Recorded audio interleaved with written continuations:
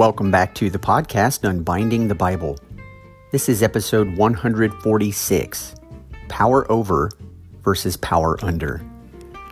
And in the episode this week, I would like to read for you the entire chapter of Exodus 32, which is the Aaron leading the people into constructing and then worshiping a golden calf, Moses coming down off of the mountain, seeing what the people are doing, engaging Aaron in a conversation, and then disciplining the people accordingly based upon their idolatry. And what I want to do today is take a look at the lives of both Moses and Aaron as they embody priests, representative not only of the people, but also to demonstrate to the people the kind of priests that they are to become in the world. And the phrases power under and power over, I think, most fully embody what Moses and Aaron are doing in their role as priests throughout the narrative. And this will set us up perfectly, I think, to understand our own relationship with power, how we think about it, how we believe God exercises power, and therefore how we believe we are supposed to exercise power. And so I am excited for this episode. Let's just get right into it.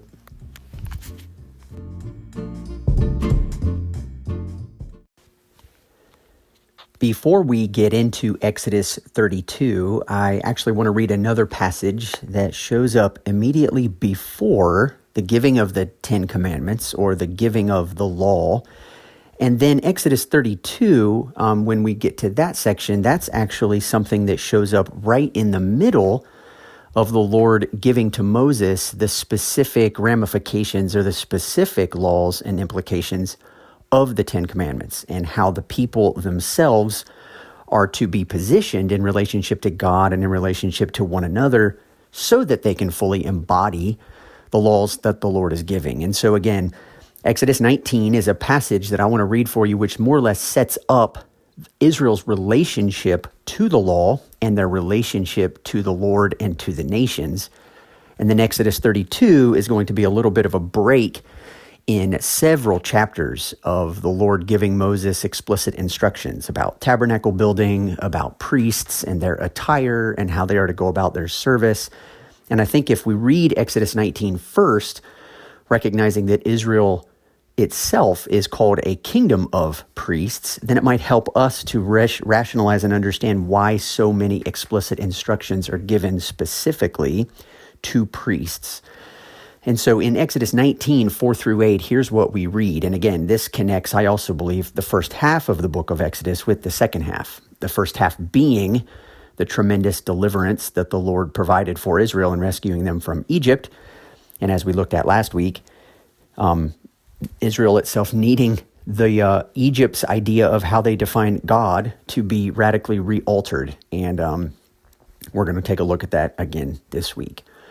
So in Exodus 19, verses 4 through 8, it says this, the Lord is speaking, and he says, "You yourselves have seen what I did to the Egyptians and how I bore you on eagle's wings and brought you to myself.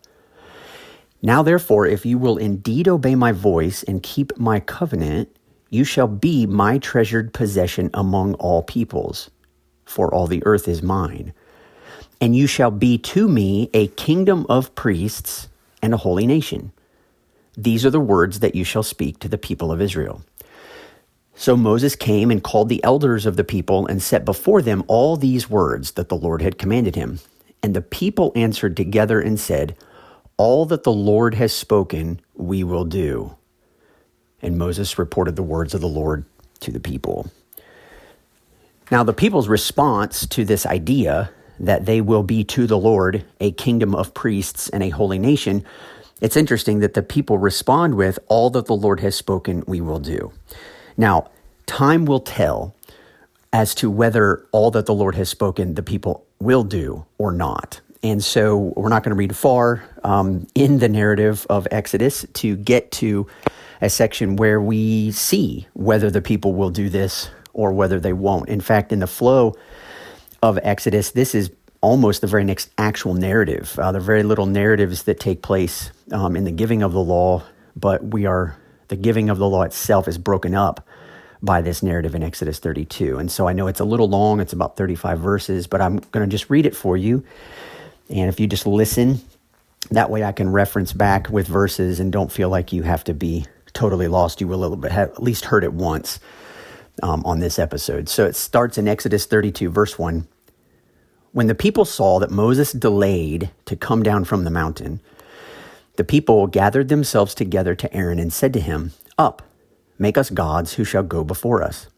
As for this Moses, the man who brought us up out of the land of Egypt, we do not know what has become of him." So Aaron said to them, "Take off the rings of gold that are in your ears, that are in the ears of your wives, your sons and your daughters, and bring them to me." So all the people took off the rings of gold that were in their ears and brought them to Aaron. And he received the gold from their hand and fashioned it with a graving tool and made a golden calf. And they said, "These are your gods, O Israel, who brought you up out of the land of Egypt."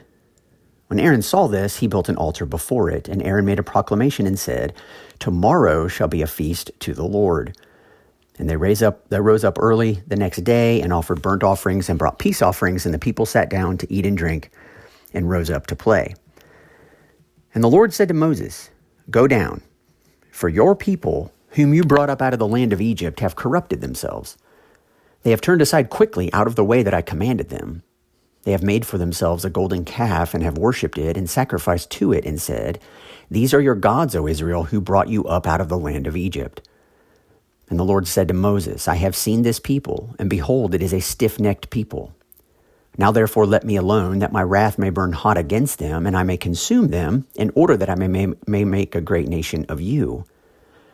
But Moses implored the Lord his God and said, 'O Lord, why does your wrath burn hot against your people, whom you have brought up out of the land of Egypt with great power and with a mighty hand? Why should the Egyptians say, with evil intent did he bring them out, to kill them in the mountains and to consume them from the face of the earth? Turn from your burning anger and relent from this disaster against your people. Remember Abraham, Isaac, and Israel, your servants, to whom you swore by your own self and said to them, I will multiply your offspring as the stars of heaven. And all this land that I have promised I will give to your offspring, and they shall inherit it forever.' And the Lord relented from the disaster that he had spoken of bringing on his people. Then Moses turned and went down from the mountain with the 2 tablets of the testimony in his hand, tablets that were written on both sides. On the front and on the back they were written. The tablets were the work of God, and the writing was the writing of God engraved on the tablets. When Joshua heard the noise of the people as they shouted, he said to Moses, 'There is a noise of war in the camp.' But he said, 'It is not the sound of shouting for victory, or the sound of the cry of defeat, but the sound of singing that I hear.' And as soon as he came near the camp and saw the calf and the dancing, Moses' anger burned hot, and he threw the tablets out of his hands and broke them at the foot of the mountain. He took the calf that they had made and burned it with fire and ground it to powder and scattered it on the water and made the people of Israel drink it. And Moses said to Aaron, 'What did this people do to you that you have brought such a great sin upon them?' And Aaron said, 'Let not the anger of my Lord burn hot. You know the people, that they are set on evil. For they said to me, Make us gods who shall go before us. As for this Moses, the man who brought us up out of the land of Egypt, we do not know what has become of him.' So I said to them, Let any who have gold take it off. So they gave it to me, and I threw it into the fire, and out came this calf. And when Moses saw that the people had broken loose, for Aaron had let them break loose, to the derision of their enemies, then Moses stood in the gate of the camp and said, 'Who is on the Lord's side? Come to me.' And all the sons of Levi gathered around him. And he said to them, 'Thus says the Lord God of Israel, Put your sword on your side, each of you, and go to and fro from gate to gate throughout the camp, and each of you kill his brother and his companion and his neighbor.' And the sons of Levi did according to the word of Moses. And that day about 3,000 men of the people fell. And Moses said, 'Today you have been ordained for the service of the Lord, each one at the cost of his son and of his brothers, so that he might bestow a blessing upon you this day.' The next day Moses said to the people, 'You have sinned a great sin, and now I will go up to the Lord. Perhaps I can make atonement for your sin.' So Moses returned to the Lord and said, 'Alas, this people has sinned a great sin. They have made for themselves gods of gold. But now, if you will forgive their sin, but if not, Please blot me out of your book that you have written."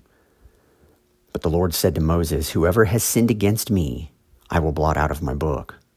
But now go, lead the people to the place about which I have spoken to you. Behold, my angel shall go before you. Nevertheless, in the day when I visit, I will visit their sin upon them." Then the Lord sent a plague on the people because they made the calf, the one that Aaron made. Now, I know that was a fairly long narrative, and there are so many things I want to say about this, and I guess I will probably end up saying less than I intend today, and then I'll sprinkle more ideas throughout as we continue to go. But the first thing that I want to do is I want to take a look. I want you to just think for a minute about the fact that Israel as a whole is called to be a kingdom of priests. They are to be representatives between God and the nations, and between the nations back to God. And what's fascinating about this narrative is while the people themselves are called to be priests, believe it or not, they find themselves in need of a priest. And this was episode 27 on the podcast, Priests in Need of a Priest. And I spent the majority of my time talking about that. And we looked at Moses and Aaron as two representatives of the kind of priest that Israel might ultimately want. And I suggested, what kind of priest would you want, and what kind of priest do you believe that God is calling the church to become to and for the world? Because in 1 Peter chapter 2, the church, the Christians scattered abroad, are in fact to also be a kingdom of priests. And a lot of this podcast has focused explicitly on that, all the way back in Genesis chapter 2, right on through the book of Revelation, and we've touched on it numerous times throughout the podcast. But what I want to do here is I want to just highlight for a second Aaron's role as priest and Moses' role as priest. And I've titled this episode Power Over and Power Under, power over versus power under. And that's a phrase that I picked up from Greg Boyd several years ago. He preaches about this quite a bit, uses this in several books that he has written that I also have read. And I've sprinkled it also throughout this podcast. And the gist of it is, as a leader, how does one define power? How does one choose to use power and a position of authority over someone else or for someone else? And I think that this power over, power under concept is a really helpful one. And so let me read for you just a brief section from one of Greg Boyd's books, The Myth of a Christian Religion. I think this is really helpful. And of course, he's speaking about Jesus, who ultimately will embody God's idea of power under, but it's constantly in contrast with what people in this world view power as a power over. And so here's the way Boyd describes it. The difference between the kingdom of God and the kingdoms of the world comes down to the kind of power they trust. The kingdoms of the world place their trust in whatever coercive power they can exercise over others. We can think of this kind of power as the power of the sword. In contrast, the kingdom of God refuses to use coercive power over people, choosing instead to rely exclusively on whatever power it can exercise under people. This is the humble, self-sacrificial, Christ-like love. Exercising power under others is about impacting people's lives by serving them, sacrificing for them, and even being sacrificed by them while refusing to retaliate, as Jesus did. We can think of this kind of power as the power of the cross, for the cross is the purest expression of humble, servant-like, self-sacrificial love. While cross power may look weak next to sword power, it is in fact the greatest power in the universe. The power of the cross is the only power that can overcome evil rather than merely suppress it for a while. It's the only power that can transform an enemy into a friend. It's the power that God promises will ultimately transform the world. It's the kind of power the omnipotent God himself relied on when he came in the person of Jesus Christ to overcome evil and redeem all of creation from its grip. Now, those are Boyd's words, and I love them. The power of the sword is a power over concept of dominating other individuals, deciding that because you are in a position of authority, that you now have the right simply to impose your will upon people from the outside. This is the idea embodied most fully in Caesar, and this is ultimately what the book of Revelation is attempting to challenge in the lives of Christians, is that they do not imagine that God is a God of power over, who simply coerces or exerts his will over those who are under him, such that he forces them and or threatens them into compliance on pain of death or suffering as a result of their disobedience. Jesus' approach, rather, was to invite people into the kingdom, to compel them, to draw them in by his service of them. In fact, when Jesus spent his Last Supper with his disciples, if you remember in John chapter 13, Jesus occupied the role of a servant by taking off his clothes, wrapping himself with a towel, and stooping to wash his disciples' feet. It is a power under. It's a position that looks at its position of power and decides it's going to serve the people with that position instead of exert rule and authority over them. And so in our narrative from Exodus 32, we see glimpses of what is ultimately coming. And yet I know that it isn't exactly the same as Jesus. We know in John 1 that the law came through Moses, but grace and truth came through Jesus Christ. And there are instances in which Christ's presence in the world supersedes that of Moses. But Moses gives us glimpses in his own time and in his own context of something better that is coming. And in our narrative, what do we see happening?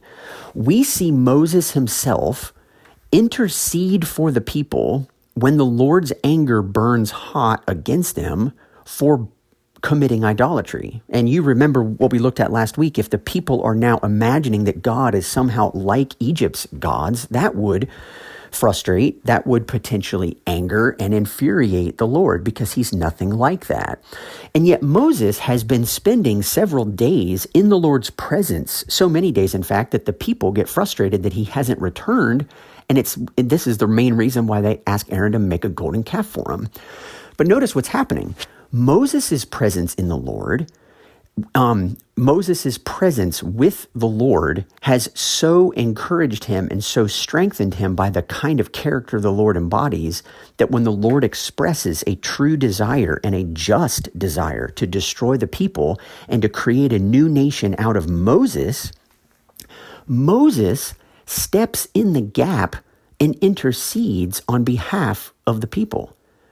He pleads with the Lord based on the Lord's character in previous moments in the narrative, mostly from the book of Genesis, that the Lord can't do this, that his character is at stake if he does. And Moses puts his own neck on the line, as he does later in the narrative when he says, "Please forgive their sin, but if not, then blot my name out of the book of life." You see, Moses, in a position of authority, which someone might come to conclude Moses is on the top of the mountain with the Lord, speaking to him face to face. If anyone has a right to exercise power over people, it would be Moses. And yet Moses, as a result of being in the presence of the Lord, embodies a power under mindset. He embodies a servant-like mindset.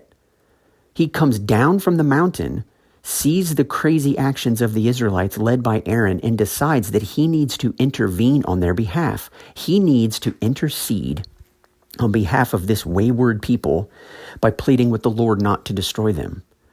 This is in its entirety a power under mindset. He's here to serve. He's here to self-sacrifice if necessary, his own status, his own privilege, his own life, in order to prevent the Lord from not forgiving these people. But then I want you to look at Aaron. Aaron actually has been appointed as the high priest, and several of the instructions given to Moses in the few chapters leading up to chapter 32 describe specifically what Aaron is supposed to do in the way he dresses, in the way he washes himself, in the way he purifies himself for the benefit of being the priest to the people. And yet what does Aaron do? Well, Aaron listens to the people. They request to make a golden calf. They want to worship something, so he gives them some instructions. And when he gets called out on it, what does he say? "Oh, Moses, don't let your anger burn hot. It's not that big of a deal. Like, the people wondered what was going on, right? And, so they, He's like, the people came to me and they were like, make us gods who are going to go before us. As for this Moses, the man who brought us up out of the land of Egypt, we don't know what's become of him. So I said to them, let any who have gold take it off. And so they gave it to me and I threw it into the fire and out came this calf. Now I want you to think about what Aaron is doing here. Aaron is embodying a power over mentality. He is speaking to Moses as if this entire debacle, this entire going off the rails and worshiping the Lord in a way that is not suitable for the Lord, Aaron not only doesn't embody what Moses does in being willing to sacrifice himself or intercede on behalf of the people, which is precisely what Moses does, but Aaron unashamedly throws the people under the bus. He takes zero responsibility for the sins of the people, even though it was precisely his idea. In fact, it says twice in verse 25, it says, when Moses saw that the people had broken loose, right, which is true, and Aaron is saying this to Moses, but in parentheses, it says, for Aaron had let them break loose to the derision of their enemies.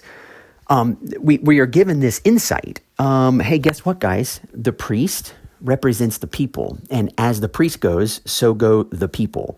And as the Lord goes, supposedly is, so goes the priest. And at the very end of the chapter, verse 35, we're told, then the Lord sent a plague on the people because they made the calf, the one that Aaron made. And so the question is, well, who made the calf, the people or Aaron? And the answer is yes. Why? Because priests are inseparably connected to both God and to the people.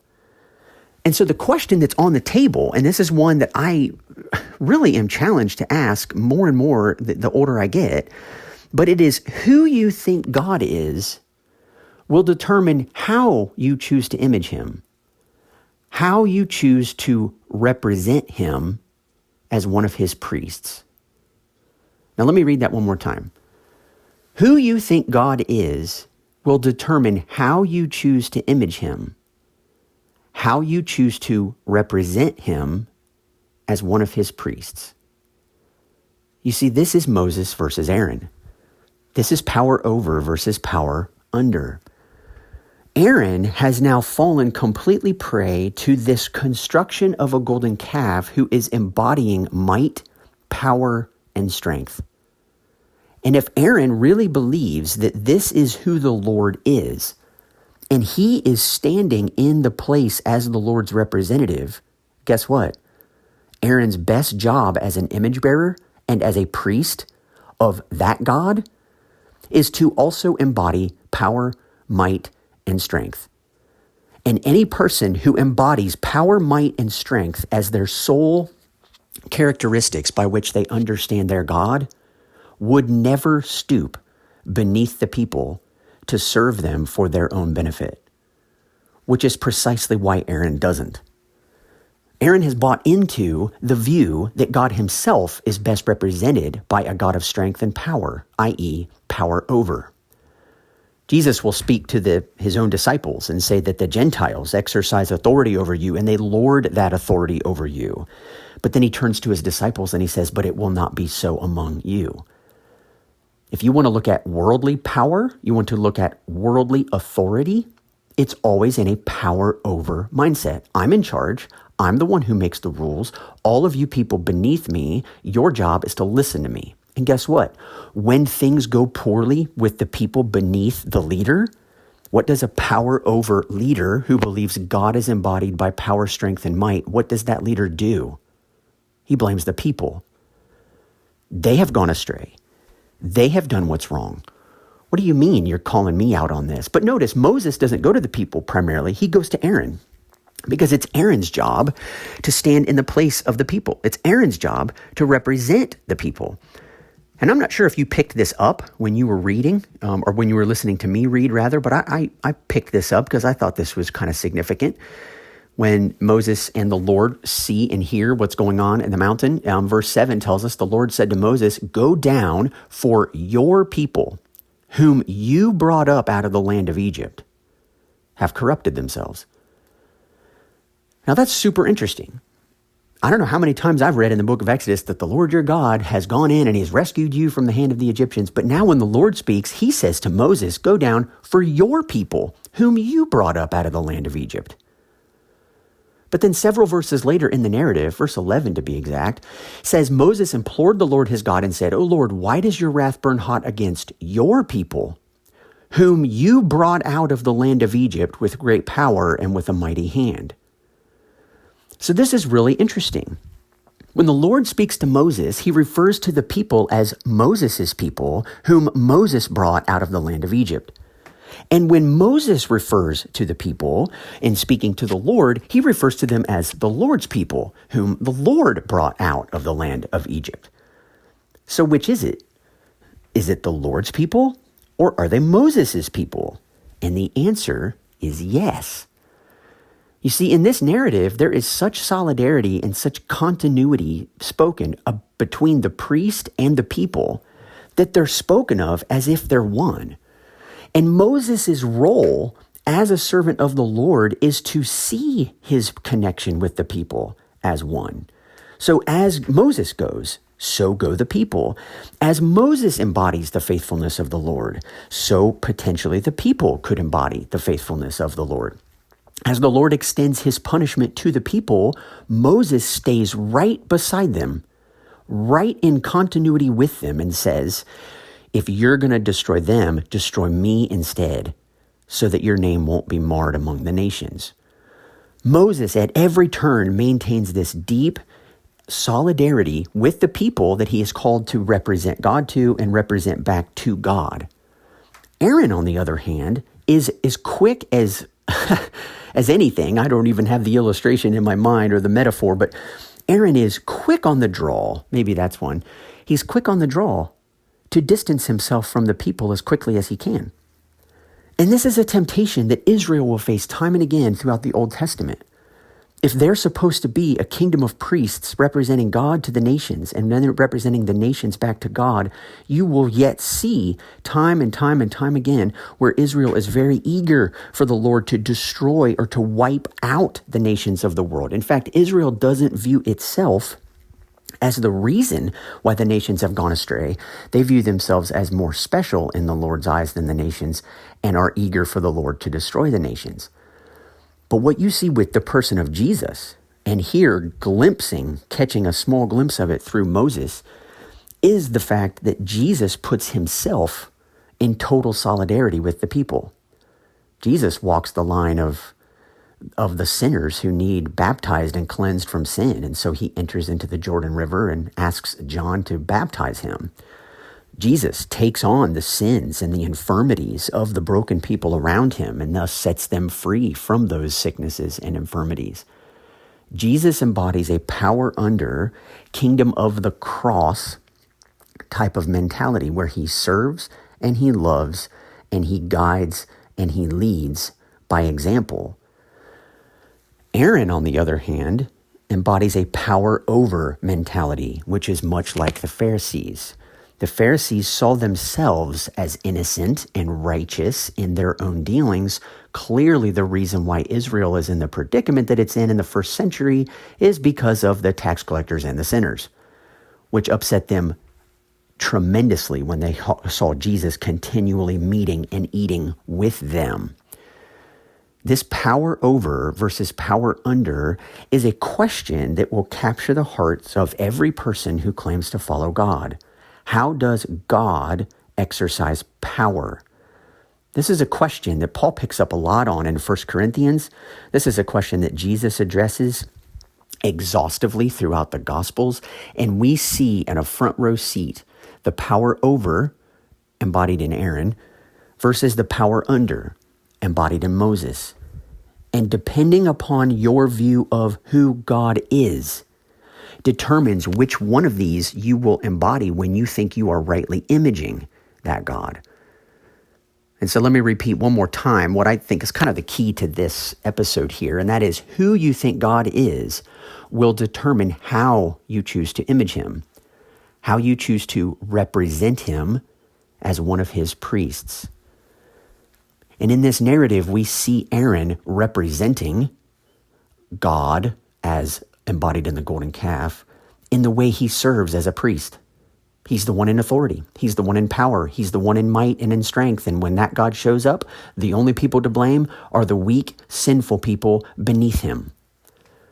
Moses, however, has just come down the mountain from being in the presence of the Lord. His face in later chapters will be radiating the glory of the Lord. And much of that glory, we are later told in the New Testament, is embodied in the person of Jesus. And it is captured most fully in a power under, servant-like, kingdom of the cross kind of way. This is what Moses embodies. The Lord has every right to judge the people and to destroy them. And Moses intercedes on their behalf because he doesn't expect these sinful, weak people beneath him to know any better. They were led down this path by a poor leader.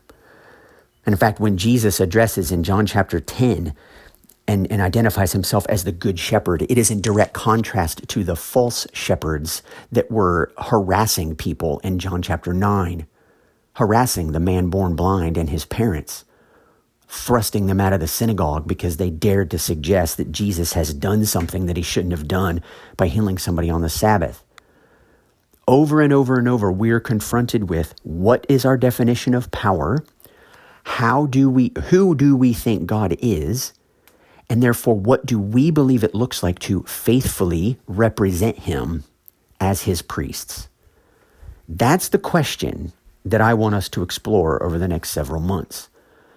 I'm going to title the podcast for the next several months, Grinding Down Our Golden Calves, because I believe that the church in this country has erected some golden calves, some things that we believe faithfully represent God in the way we are called to rule the world and the way he chooses to rule the world, which actually create more problems than they solve. And they don't actually embody the Lord in a way that is faithful. And so for us, having the humility to admit that there are times where we might need to grind down these things and get rid of them and move beyond them and construct something healthier and more in line with the character of Christ in its place. That's what I believe God's calling us to do. And as Christians, this is not easy because we have to relinquish control. We have to give up the ability to think that us influencing everything that takes place is our primary calling. It isn't. Our primary calling is to serve and to draw people in and to humbly, patiently, compassionately, and lovingly draw people in to the kingdom. Not force them, not coerce them, not threaten them, not scare them, and not demand that they abide by our way of life or else. And so these are the kinds of things that I want us to explore. And again, we will dip back into Exodus 32 numerous more times, I'm quite sure, in order for us to get this the most clear. So that's all I have for this week on the podcast. Thanks so much for listening in. Several of you wrote to me last week and said you enjoyed the episode and you're thankful that Unbinding the Bible is back. And I'm thankful too. And I'm really thankful for you. And I'm thankful for the chance just to talk about these things freely and for us to work out the implications of them together. So that's all we have for this week. I hope you have a fantastic week, and I'll talk to you next time.